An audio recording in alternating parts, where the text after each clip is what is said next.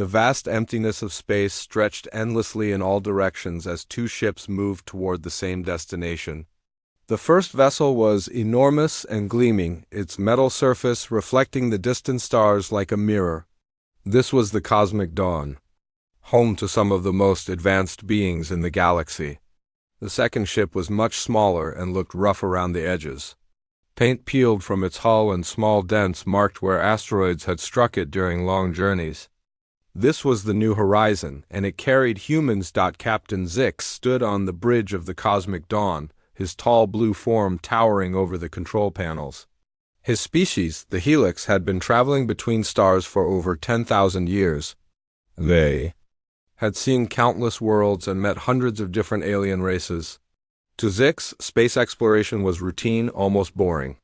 He touched a control with one of his four arms and brought up the data about their destination. Zarian 7 appeared on the main screen as a brown and orange planet covered in swirling clouds.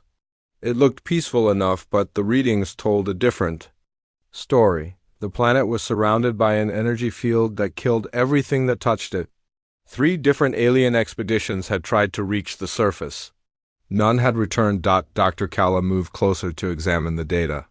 Her body was made of living crystal that sparkled under the bridge lights. She had studied energy fields for most of her 800-year life. The readings from Zarian 7 made no sense to her. The energy was unlike anything in their databases. Engineer Vorth clicked his mandibles together as he looked at the scans. His insect-like body was covered in hard green plates that protected him from most dangers. But even his tough exoskeleton would not save him from the energy field around. Zarian 7, he had seen what happened to the last expedition. Their ships had simply stopped working when they got too close. The crews inside had died within minutes. Navigator Quinn floated near the ceiling in her gaseous form. She could change her shape at will and slip through the smallest spaces. Her people had explored gas giants and nebulae that other species could never reach. But the energy field around Zarian 7 would destroy even her adaptable body, far across space. The human ship New Horizon received the same planetary data. Captain Jake Murphy sat in his worn command chair and studied the information on his small screen.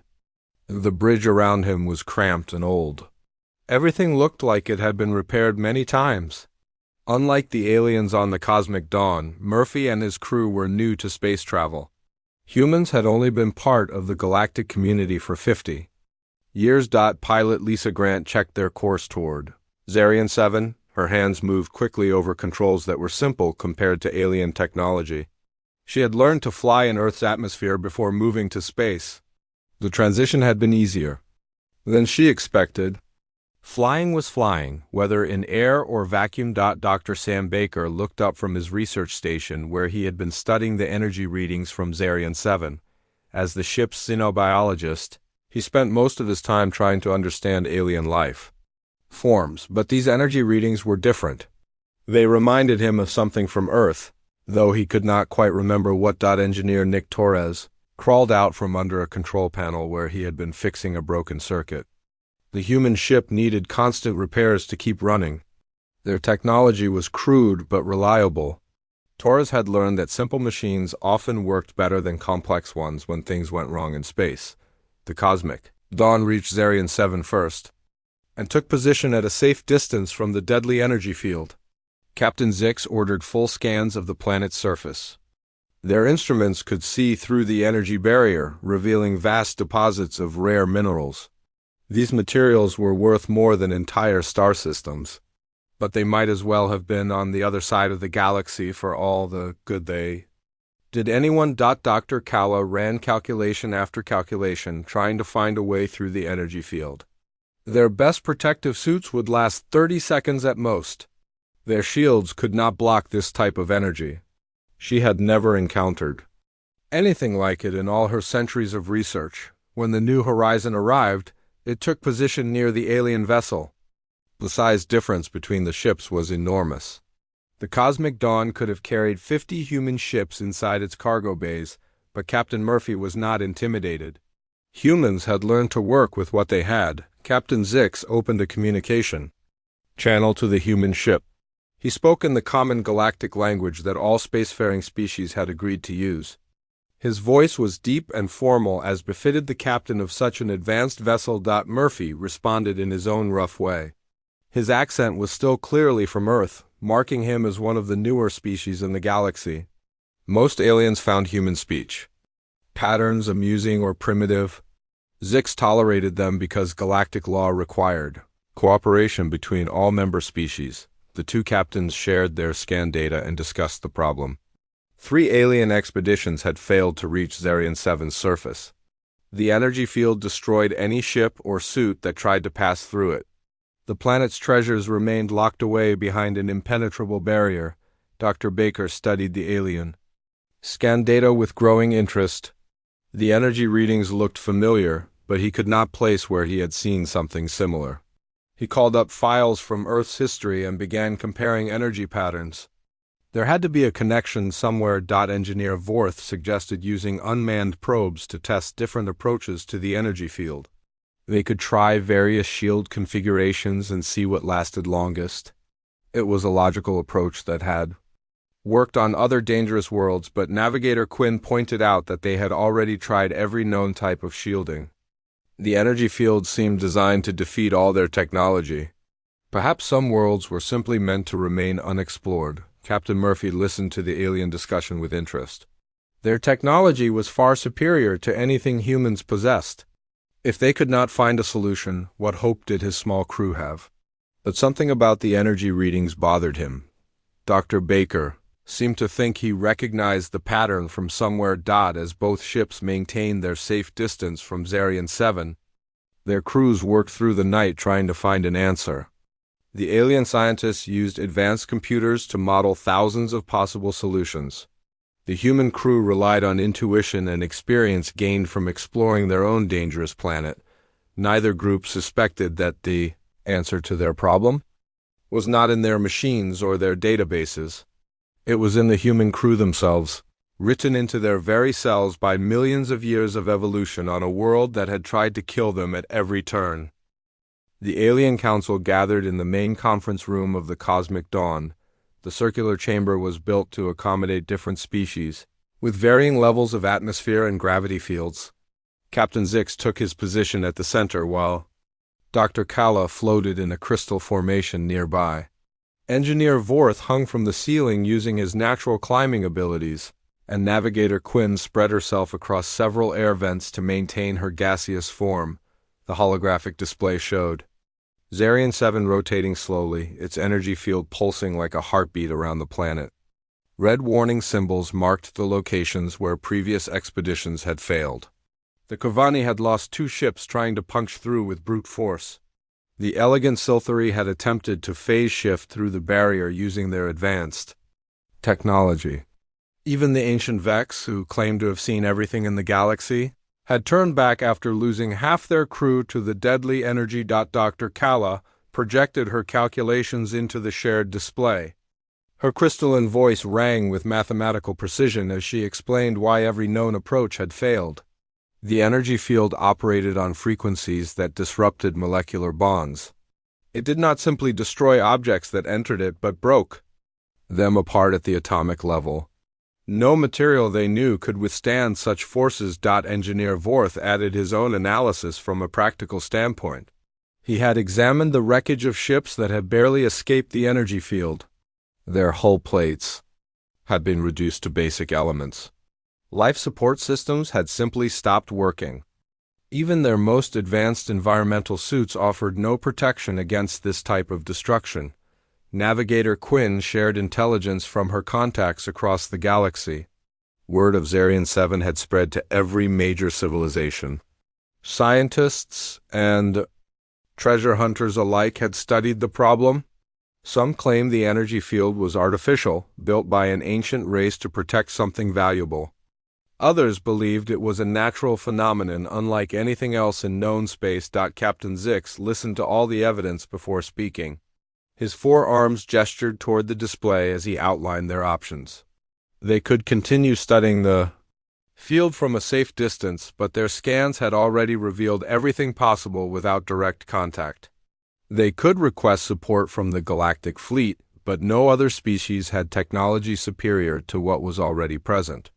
Or they could admit defeat and mark Zarian 7 as permanently off-limits to exploration. The discussion continued for hours as each species representative offered their perspective. The Helix had encountered similar energy phenomena near black holes, but nothing as concentrated as this.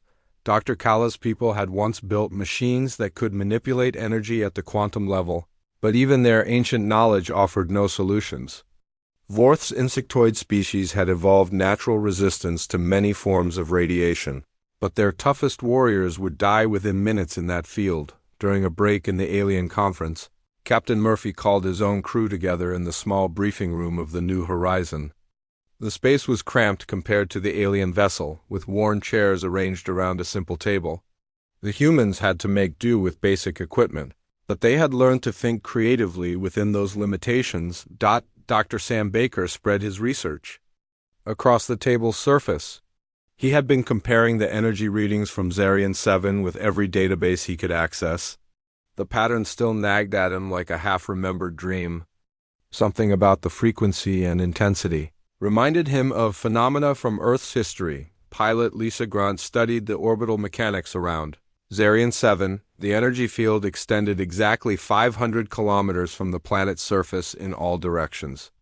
It formed a perfect sphere that remained stable despite the planet's rotation and magnetic field variations. The precision suggested artificial creation, but the power requirements would exceed most civilizations. Capabilities. Engineer Nick Torres had been analyzing the technical reports from failed expeditions.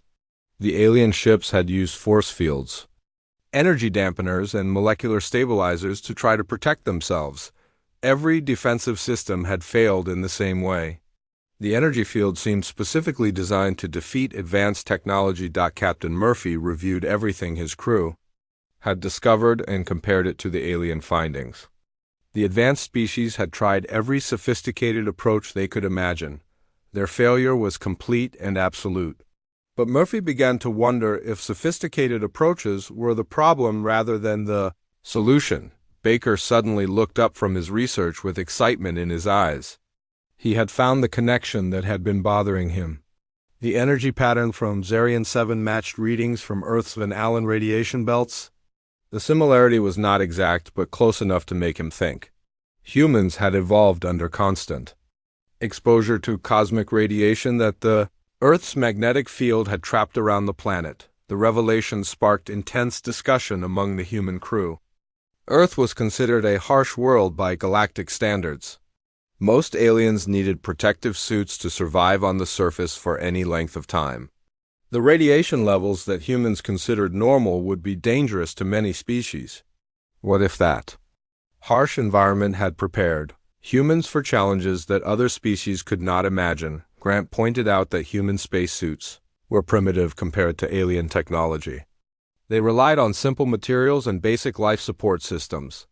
But those simple systems had been designed to work in Earth's radiation-filled space environment. Maybe simplicity was better than complexity when dealing with unknown energy fields. Torres added that human biology had adapted to survive in conditions that killed most other life forms. Humans could withstand temperature variations, radiation exposure, and atmospheric changes that would be lethal to more specialized species.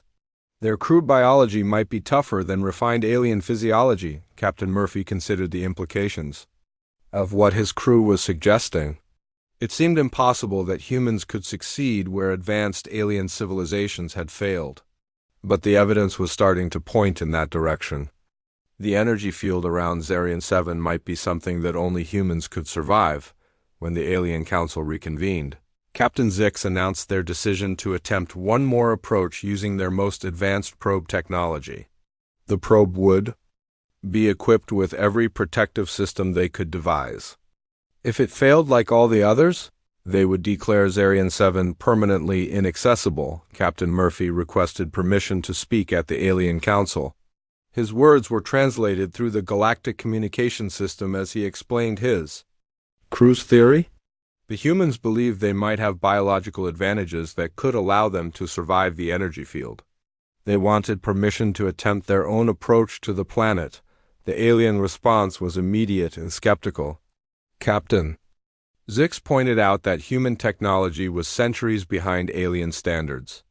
If their advanced systems could not penetrate the field, how could primitive human equipment succeed? Dr. Kawa added that human biology was too fragile to survive energies that destroyed crystalline structures.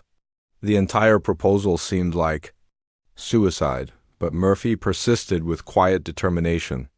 He acknowledged that human technology was primitive and their biology seemed fragile. However, that same primitive biology had evolved to survive on one of the harshest worlds in the galaxy. Perhaps what the aliens saw as weaknesses were actually hidden strengths. After much debate, Captain Zix agreed to let the humans make their attempt. He considered it a futile gesture, but galactic protocol required giving all species equal opportunities. The alien scientists would monitor the attempt and record the results for their databases. They expected to document another failure. But Murphy's confidence was beginning to make some of them wonder if there was something about humans they had overlooked. Captain Murphy stood in the airlock of the New Horizon wearing nothing but his standard spacesuit. The thick white fabric looked primitive compared to the sleek environmental gear that aliens used for dangerous missions. His helmet was a simple, transparent dome with basic life support systems built into the chest pack. No energy shields, no molecular stabilizers, no quantum field generators that alien technology relied upon for protection. Through the airlock window, he could see the energy field surrounding Zarian 7 glowing like a deadly aurora. It pulsed with colors that had no names, shifting between frequencies that made his eyes water even through the protective glass. The field looked beautiful and terrifying at the same time, like staring into the heart of a star on the bridge of the cosmic dawn. Captain Zix watched the human preparations with growing disbelief.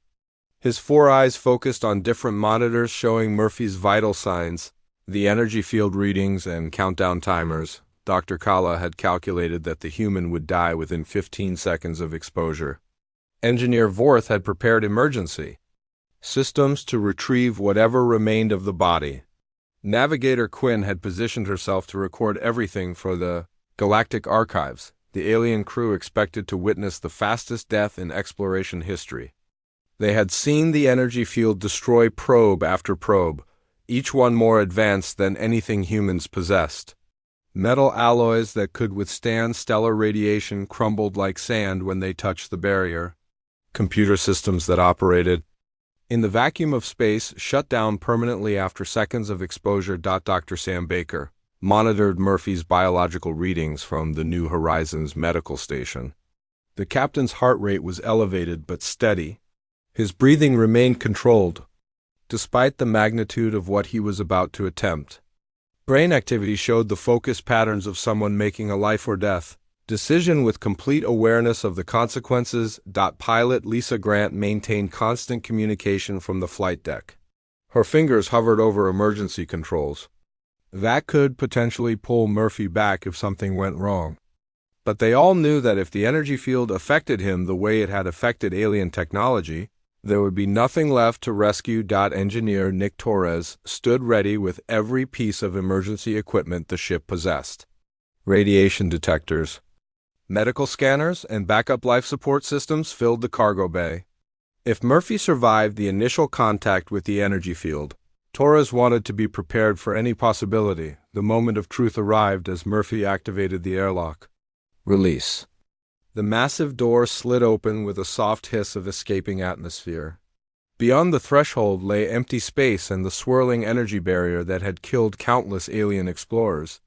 Murphy took one last look at his crew through the internal cameras.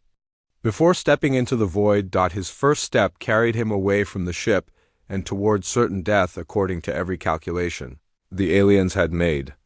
Murphy's boots touched the invisible edge of the energy field and the watchers held their breath. Dr. Kala's instruments showed the field recognizing the intrusion and beginning to react. Power levels spiked as the deadly energy prepared to dissolve. Another victim at the molecular level, but nothing happened to Murphy. He continued moving forward as if walking through normal space. The energy field swirled around him like colored mist, but his suit remained intact. His life support systems continued functioning normally. Even his communications stayed clear and strong as he reported his status back to both ships. Captain Zix stared at his displays in complete confusion. Every sensor showed that the energy field was operating at full power. The deadly frequencies that had destroyed 3 alien expeditions were actively surrounding the human. Yet Murphy's vital signs remained stable, and his equipment showed no signs of damage or malfunction. Dr. Kala ran emergency diagnostics on all her instruments. The readings made no sense according to everything she knew about physics and energy interactions. The field should have broken down Murphy's suit within seconds and killed him within minutes. Instead, he was walking through it as easily as walking through air. Engineer Vorth checked and rechecked his own scanners. The molecular disruption patterns that should have been tearing Murphy apart were clearly visible in his instruments. But somehow the human was immune to effects that would kill any member of Vorth's species instantly. It was like watching someone walk through fire without getting burned.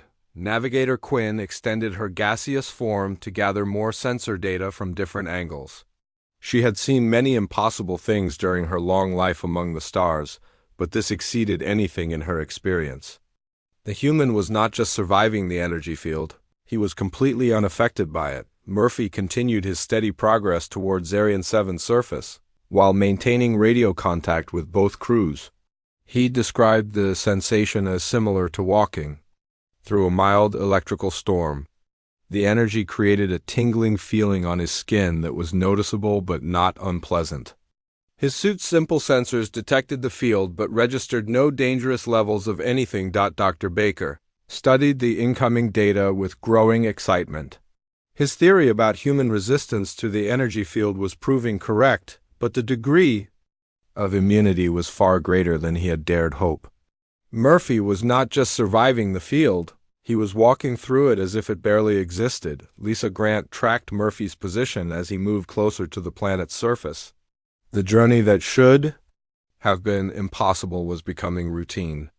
Her instruments showed him making steady progress through the energy barrier with no signs of distress or equipment failure.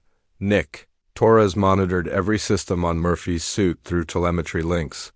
The life support was working perfectly, the communication gear remained clear, and even the simple radiation detectors showed only minor increases in background levels. It was as if the deadly energy field was having no effect whatsoever on human technology. The alien observers gradually shifted from expecting disaster to trying to understand the impossible. Captain Zix opened communication channels to his superiors in the Galactic Fleet. This discovery would revolutionize everything they thought they knew about energy fields and biological resistance. Dr. Kala began formulating new theories to explain what she was witnessing. Human biology was clearly different from alien physiology in ways that no one had previously understood. The energy field that destroyed crystalline structures and disrupted insectoid nervous systems seemed to have no effect on human cellular processes. Engineer Vorth started analyzing the differences between human and alien technology. The simple systems that aliens considered primitive might actually be more resistant to energy disruption than complex alien devices. Sometimes the most basic solutions were also the most effective. Navigator Quinn transmitted preliminary reports to the Galactic database while Murphy continued his impossible journey. The implications were staggering for future exploration efforts. Humans might be the key to accessing dozens of worlds that had been considered permanently unreachable. As Murphy approached the halfway point to Zarian 7's surface, the reality of what was happening began to sink in for everyone watching. The newest and most primitive member of the galactic community was succeeding where the oldest and most advanced civilizations had failed completely. The energy field continued to swirl around Murphy like a living thing, but it could not touch him. Whatever evolutionary pressures had shaped human biology on their harsh homeworld had prepared them for this moment in ways that no one could have predicted. Murphy's voice remained calm and steady as he reported his continued progress toward the planet. Behind him, Two ship crews watched in amazement as he walked through certain death without any apparent effort or concern. Dr. Kalla's crystalline form vibrated with intense activity as her mind processed the impossible data streaming from her instruments. Every sensor confirmed that Captain Murphy had not only survived the energy field but had passed completely through it and landed safely on Zarian 7's surface. Her calculations had been perfect in every detail except for one crucial factor that she had never considered. Human biology operated by completely different rules than any other known species in the galaxy. The surface of Zarian 7 spread out before Murphy like an alien landscape painted in shades of copper and gold. Strange rock formations twisted toward the sky in impossible spirals, while pools of liquid metal reflected the planet's twin suns. The air was breathable according to his suit's basic sensors, though he kept his helmet sealed as a precaution. The energy field that had seemed so deadly from space was barely noticeable here on the ground. Like a faint electrical hum in the background, Captain Zix stood motionless on the bridge of the cosmic dawn as he tried to process what his crew had just witnessed. In his 10,000 years of experience, he had never seen anything that challenged his understanding of the universe so completely. The humans were supposed to be primitive newcomers to galactic civilization. Their technology was crude and their knowledge was limited. Yet one of them had just accomplished something that the most advanced species in the galaxy had declared impossible. Engineer. Vorth clicked his mandibles together rapidly as he ran diagnostics on every piece of equipment in his engineering bay. The readings from Murphy's walk through the energy field made no sense according to any physics he understood. The energy levels that should have killed the human within seconds had registered as nothing more than background radiation on his simple suit sensors. Either their instruments were completely wrong or human biology was far more remarkable than anyone had realized. Navigator. Quinn expanded her gaseous form throughout the ship's communication arrays as she transmitted emergency reports to the Galactic Council. The discovery that humans could survive in previously lethal environments would change exploration priorities across hundreds of star systems. Worlds that had been written off as too dangerous to approach might suddenly become accessible with human crews leading the way. On the surface of Zarian 7, Murphy began his exploration of the mineral deposits that had attracted both ships to this remote world. The rare elements that alien civilizations prized so highly were scattered across the landscape in plain view.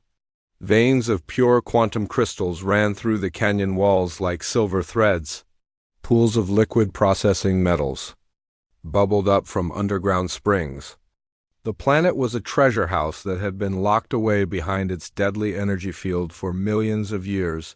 Dr. Sam Baker worked frantically at his research station aboard the New Horizon as he tried to understand why his theory had proven so dramatically correct. The energy field around Zarian 7 operated on frequencies that disrupted the molecular bonds in most alien biology. But human cells had evolved under constant bombardment from cosmic radiation that Earth's magnetic field had trapped in the Van Allen belts. What killed other species was simply another form of background energy that humans had learned to ignore. The revelation went deeper than simple radiation resistance. Human DNA had been shaped by billions of years of evolution on a world that constantly tried to kill its inhabitants. Ice ages, volcanic eruptions, asteroid impacts, and radiation storms had eliminated weaker genetic lines while strengthening those that could adapt and survive. The result was a species with biological systems that were incredibly robust compared to aliens who had evolved on more stable worlds. Pilot Lisa Grant monitored Murphy's progress as he collected samples of the exotic materials scattered across Zarian 7's surface. Her instruments showed that the energy field continued to swirl around the planet in its deadly dance, but it had no more effect on him now than it had during his initial passage through it. Whatever made humans immune to its effects was a permanent biological characteristic rather than some temporary adaptation. Engineer Nick Torres studied the telemetry from Murphy's suit systems with growing amazement. The simple equipment that aliens dismissed as primitive was working perfectly in an environment that destroyed the most advanced alien technology within seconds. The key seemed to be that human devices relied on basic physical principles rather than complex energy manipulations that the field could disrupt. Captain Zix finally found his voice as he opened communication channels to Murphy on the planet's surface. The alien captain's words carried a tone of respect that had been completely absent from their earlier conversations.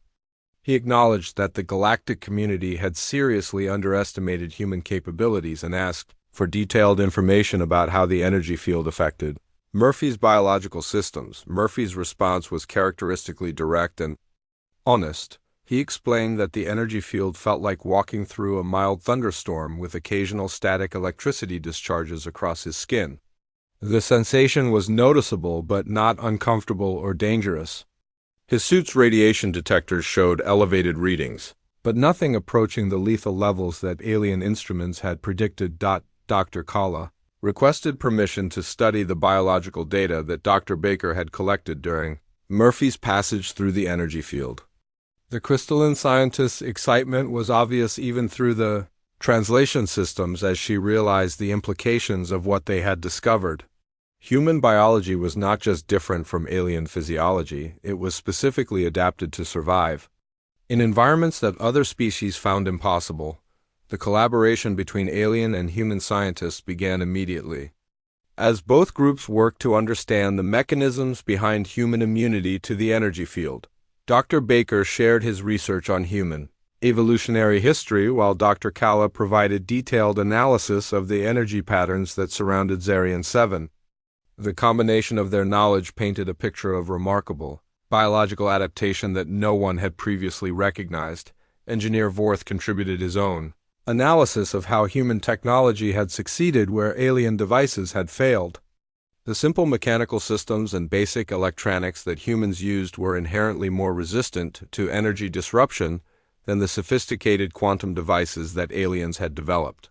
Sometimes primitive solutions were actually superior to advanced ones when dealing with unknown phenomena. Navigator Quinn began compiling lists of other worlds that the galactic community had declared too dangerous for exploration.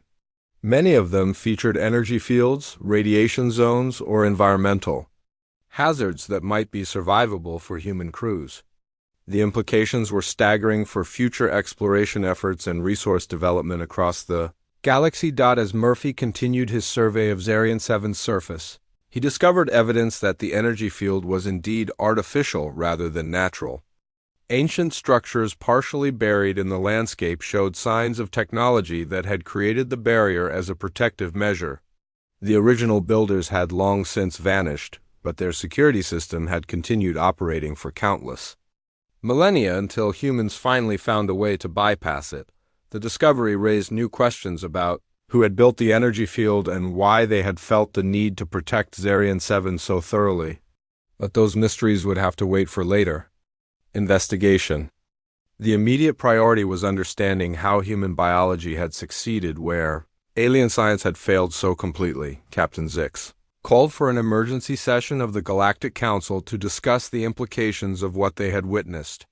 The humans were no longer the primitive newcomers that everyone had assumed them to be. They possessed capabilities that made them uniquely valuable for exploration missions that had previously been considered suicide runs. The revelation that humans could survive in lethal energy fields would fundamentally change their status in galactic civilization. No longer would they be seen as crude barbarians from a backwater world.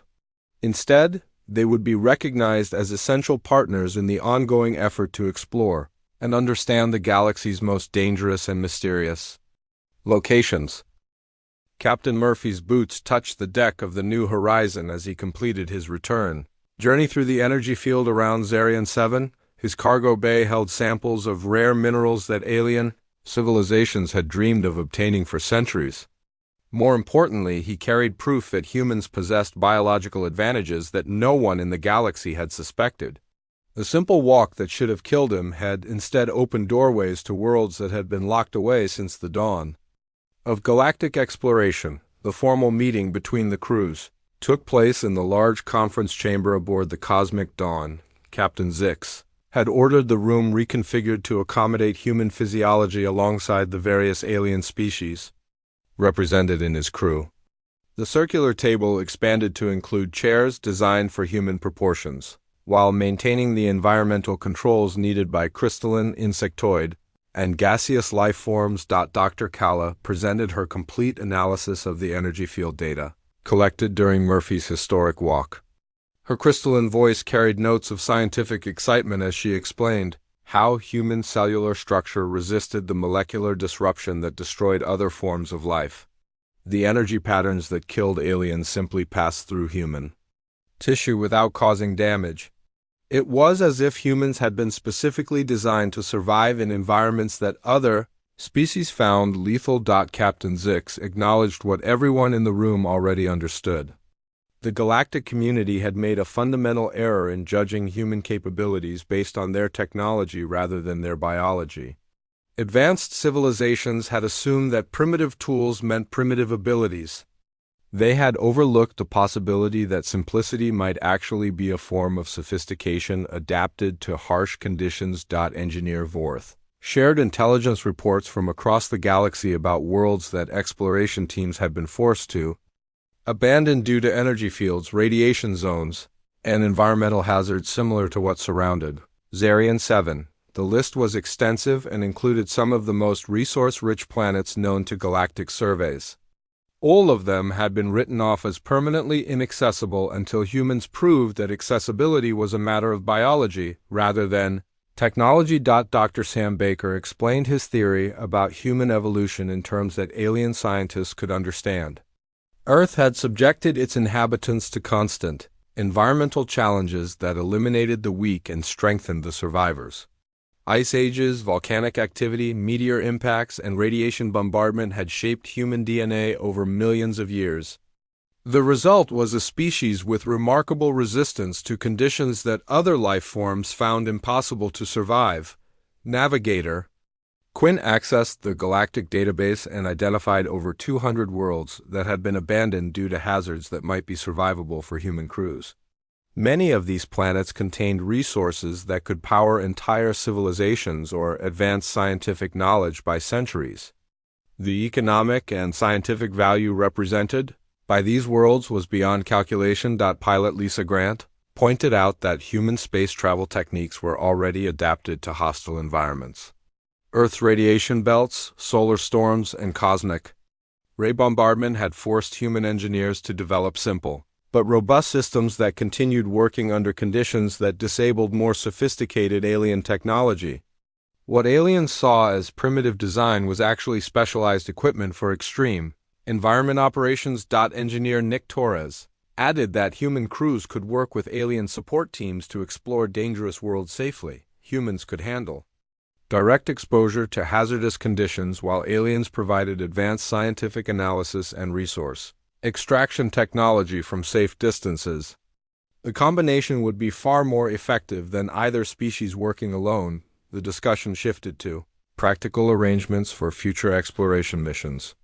Captain Zix proposed a formal partnership agreement that would establish joint human-alien crews for dangerous world surveys. Humans would handle direct surface operations while aliens provided orbital support, advanced analysis capabilities, and transportation using their superior faster-than-light technology. Murphy accepted the proposal with enthusiasm but insisted on equal partnership terms rather than a subordinate role for humanity. The discovery that humans could survive where aliens could not had fundamentally changed the balance of capabilities between species. Humans brought unique abilities to the partnership that were just as valuable as alien technological advantages. Dr. Kala suggested establishing a joint research program to study human biology and identify other environmental hazards that humans might be uniquely qualified to survive. The energy field around Zarian 7 might be just one example of conditions that human evolution had prepared them to handle. Systematic study could reveal capabilities that would revolutionize galactic exploration. The legal framework for the new partnership required input from the Galactic Council and representatives of major alien civilizations. Captain Zix opened communication channels to his superiors while Murphy contacted Earth's colonial administration. The agreements they reached would affect relationships between species for generations to come, within hours. Representatives from dozens of alien species requested meetings to discuss joint exploration ventures. The Corvani wanted human crews to investigate radiation storms in the Spiral Nebula. The Silthari needed help accessing worlds surrounded by quantum interference fields. Even the ancient Vex admitted they could use human assistance in exploring regions of space they had avoided for millennia. The Zarian Accords were signed 3 days later in a ceremony that was broadcast across the galaxy. The treaty established humanity as essential partners in galactic exploration rather than junior members of an advanced civilization. Human crews would lead missions to dangerous worlds while alien partners provided technological support and scientific expertise. The first joint missions launched within weeks of the treaty signing. Human captains commanded ships equipped with the best technology that alien science could provide. Their crews included specialists from multiple species, working together to explore worlds that had been inaccessible for thousands of years. The combination of human biological resistance and alien technological capability proved devastatingly effective. Murphy found himself promoted to Admiral and placed in charge of the new Hazardous World Exploration Division. His staff included the brightest minds from a dozen different species, all working to understand and exploit human biological advantages. The simple ship captain who had walked through an energy field had become one of the most important figures in galactic exploration. Dr. Baker established the Institute for Human Evolutionary Studies with Dr. Kala as his co-director. Their research revealed that human resistance to hostile environments extended far beyond radiation immunity. Humans could survive temperature extremes, atmospheric variations, and gravitational changes that would kill most other species. Earth's harsh conditions had created the galaxy's ultimate survivor species. Lisa Grant became the first human to command an alien starship when she took control of a Helix exploration vessel equipped for deep space surveys. Her crew of mixed species worked together to map previously unknown regions of the galaxy, where environmental hazards had prevented alien exploration. Under human leadership, they discovered dozens of new worlds rich in resources and scientific opportunities. Nick Torres founded a new engineering discipline that combined human durability concepts with alien technological sophistication. His designs created equipment that could function in extreme environments while maintaining the advanced capabilities that alien science provided. The hybrid technology revolutionized exploration and colonization efforts across the galaxy. Years later, as human ships departed for the furthest reaches of known space with alien crews serving as support teams, the galaxy had been fundamentally transformed. The species that had once been dismissed as primitive newcomers had become the key to unlocking mysteries that had puzzled advanced civilizations for millennia. Murphy's simple walk through a deadly energy field had proven that sometimes the greatest strength comes from the ability to survive what should have been impossible.